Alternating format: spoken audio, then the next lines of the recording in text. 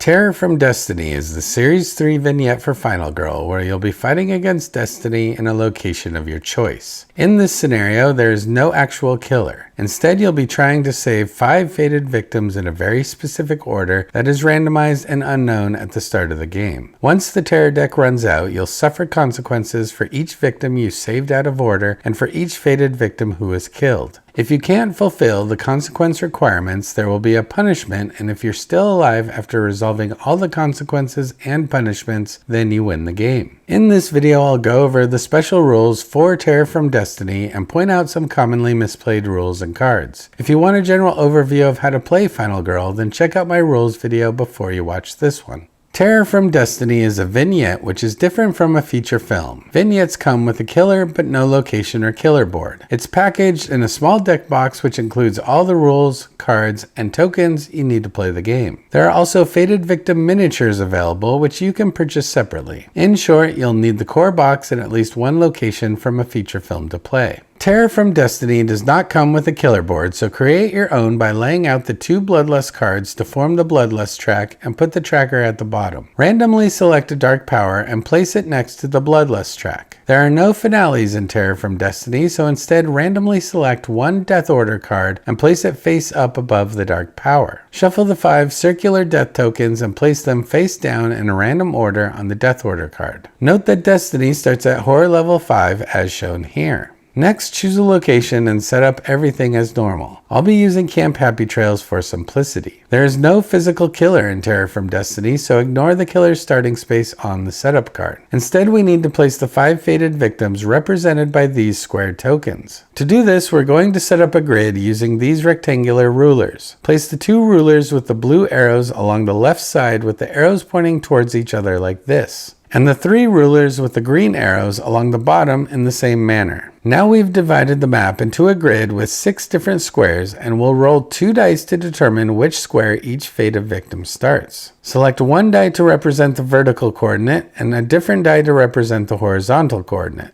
If you've got the blue tier dice from the accessories box, then this is a good way to tell the 2 dice apart. If not, just roll a red die twice, once to get the vertical number and once to get the horizontal number. In this video, I'll use a blue tier die for the vertical and a red die for the horizontal. Select one of the 5 fated victims and roll both dice. Find that coordinate in the grid and then choose a location within that grid square for the victim to start. For instance, if you roll a 1, 2, or 3 on the vertical die, then that indicates the top half of the map. And if you roll a 4, 5, or 6, then that is the bottom half. The horizontal is divided into thirds, so if you roll a 1 or 2 on the horizontal die, then that indicates the left third of the map. A 3 or 4 is the middle third, and a 5 or 6 is the right third. So as an example, if we roll 1 and 2, then the 1 indicates the top half of the map, and the 2 is the left third of the map, so together they put the victim into this square in the top left corner. Notice there's multiple spaces in this square, so you get to choose the space to place the victim as long as you follow a few rules. First, half of the space needs to be in the chosen grid, so that will rule out this location, which was just barely in the square. Second, you can't place a fated victim with the Final Girl or another fated victim. And third, you can't place a fated victim on an exit space. If you can't place a victim due to these rules, then re-roll the dice and try again. So back to our example, let's place the first fated victim in the cabins. Now we'll select another victim and re-roll. We get 4 and 4 this time, which puts us in the bottom half and middle third, so this square right here. Let's place them next to the dock. Continue in this manner until all 5 fated victims have been placed. You can now remove the rulers as they won't be needed during the game. There's still more setup to do, so let's build the terror deck. First, set aside the 5 Fated Death tarot cards that look like this with a purple top half. Shuffle the remaining vignette tarot cards together with the location tarot cards, deal out 8 and put the rest back in the box. Of those 8 cards, set aside 1 and then shuffle the remaining 7 cards together with the 5 Fated Death tarot cards we set aside. Then place the 1 set aside card back on top and you've finished the tarot deck. There should be 13 cards total, and you know that the first one isn't a fated death. Next, shuffle all the consequence cards and lay 5 out in a row. Then shuffle all the punishment cards and lay 5 underneath the consequences. Place the small arrow token above the first consequence like this and put the remaining cards back in the box. Finally, add the Thwart Destiny and 1 Premonition Action card to the action tab below. Note that Destiny comes with 2 Premonition cards, but you only use 1 per game. But if you are struggling to win, then you can add both Premonition cards to make the game easier. In Terror from Destiny, you are trying to save the 5 fated victims in the correct order shown on the death order card, but at the start of the game you won't know what that order is. The Premonition Action card will let you find out the order if you are successful, and I'll go over the card in more detail later. Fated victims are treated as normal victims in almost every way, except they can't turn into special victims from events. If you save a fated victim at an exit space, then you don't put them on your Final Girl card for a save reward just yet. Instead, you'll place them on top of the next token on the death order card. At the start of the game, this will be the start space, but as the game goes on, fated victims will be killed or saved, and you'll follow the arrows to see the order. For instance, if it was the middle of the game and you just saved the cheerleader, you'll place her token here because 2 fated victims have already been saved or killed, and by following the arrows, this death token will show who is next. You're hoping to match them, i.e. you're hoping that the cheerleader is next in line to be killed and we saved her in the correct order, but I'll go into more detail later for that.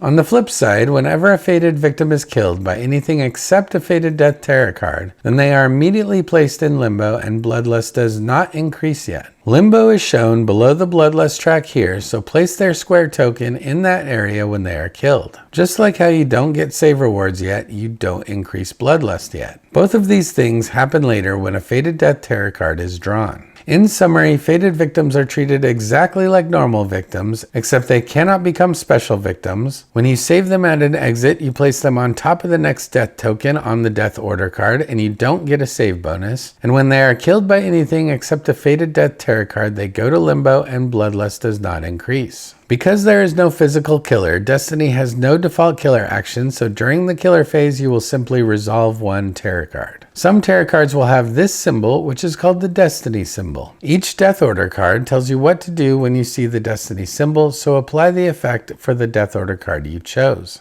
In the case of the Death Coaster, we will increase horror by 1 whenever we see the Destiny symbol. Treat all killer actions on tarot cards, which look like this, as the Destiny symbol. So if a card has 2 separate killer actions, then you'll instead resolve 2 Destiny symbols. If cards refer to the killer in other ways, then just ignore that part of the tarot card and continue resolving the rest. The new Thwart Destiny action card is now available in the action tab below and costs 1 time to purchase. It may be played as a reaction during any phase to ignore 1 Destiny symbol. Like other reactions, it'll remain in your discard until the end of the next planning phase, where it'll go back to the action tab below. Eventually you'll get one of the 5 fated death tarot cards to kill the next fated victim, and this is the most complicated part of Destiny because how you resolve it depends on where the next fated victim is, which could be on the board, in Limbo, or on the death order card. Fated death tarot cards are always resolved even when another effect causes you to discard one. The fated death tarot cards are divided into 2 sections. When you draw one of them, find and reveal the next death token on the death order card. For the first time this happens, you'll reveal the death token on the space labeled start, and for later cards you'll reveal the next token by following the arrows. There's 5 total fated death tarot cards, 1 for each fated victim in the game. If there's a fated victim on top of the death token, then just set it aside for a minute and flip the token. If the fated victim you just set aside matches the death token, then you have saved them from their fated death. Immediately take the saved reward on the top of the fated death tarot card and place the fated victim on your Final Girl card as if they were a normal victim. At the beginning of the next action phase, take the chosen reward from your Final Girl card as normal. If the fated victim you just set aside does not match the death token, then you have saved the wrong victim. Place the incorrect fated victim into Limbo below the Bloodlust track, then find the victim pictured on the death token. If they are on the board or still on the death order card, then kill them, raise Bloodlust by 1, and place the fated victim on the consequence card indicated by the arrow token. Similarly, if you draw the fated death card and there is no victim on the next death token, then you find the victim and kill them. If the fated victim is on the location board, then kill them, place their token on the current consequence card indicated by the arrow token, and raise bloodlust by 1. If the victim isn't on the board but instead in limbo, then you first suffer the limbo effect on the bottom of the Fated Death tarot card. Then kill the victim, place the fated victim on the consequence card indicated by the arrow token, and raise bloodlust by 1. In all these cases, after resolving the Fated Death tarot card, you then discard the death token and move the arrow to the next consequence. Notice that the arrow should always match the death order card. So if the next death token is the 4th one on the card, then the arrow should be pointing at the 4th consequence. Once the last fated victim is off the board, either because they died or you saved them, the game will accelerate and you'll now resolve 2 tarot cards each killer phase instead of just 1. It doesn't matter if there's still tokens on the death order card, it only matters that there are no more fated victims on the location board. Once the tarot deck is empty, the game ends immediately. There is no finale, instead you'll now resolve the Destiny phase. From left to right, resolve each consequence card that has a fated victim on it. Flip the first consequence card and see if you can satisfy the requirement shown. As an example, this one requires you have 3 items to discard, and this one requires that horror is 1 or lower. If you can satisfy the consequence, then ignore the punishment below it and move on to the next consequence containing a fated victim. However, if you can't satisfy the consequence, then you must reveal the punishment below it and apply the effect immediately. In this example, if we didn't have 3 items, then we would flip the punishment and lose 2 hearts. All the punishment cards cause you to lose health, but one of them is blank, so you might get lucky. If a punishment causes you to lose your final health, then flip your final health token as normal. If you revive, then ignore any excess health loss from the punishment that killed you and move on to the next consequence with a fated victim on it. After you've resolved all the consequence cards with fated victims and corresponding punishments, then if you're still alive, you win the game. However, you lose the game if you die at any point during the game or lose all your health in the Destiny phase.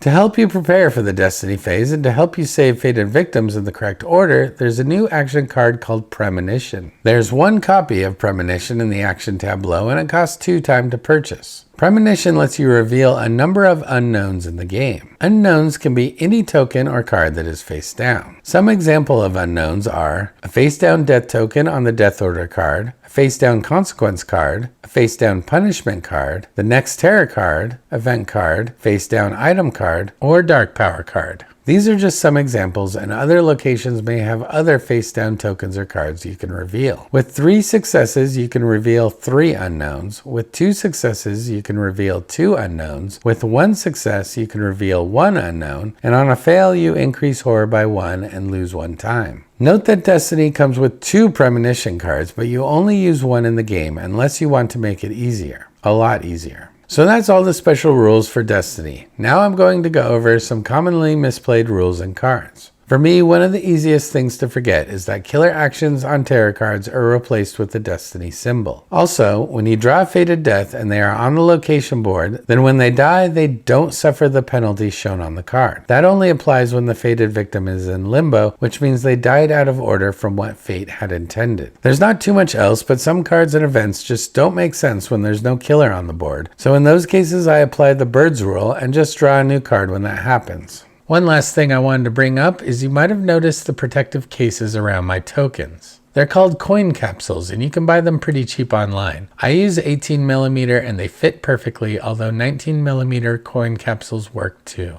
It gives the tokens a nice chunky presence and I really like them. Alright, and that's how you play Terror from Destiny. Let me know in the comments what you think of this vignette and how you'd rate it compared to the regular feature films. If you found this video helpful, please give it a thumbs up and consider subscribing to me on YouTube. If you want to check out more of my videos, then click the links on the screen and maybe you'll find a new game to play. And with that, Michael Skeleton is out.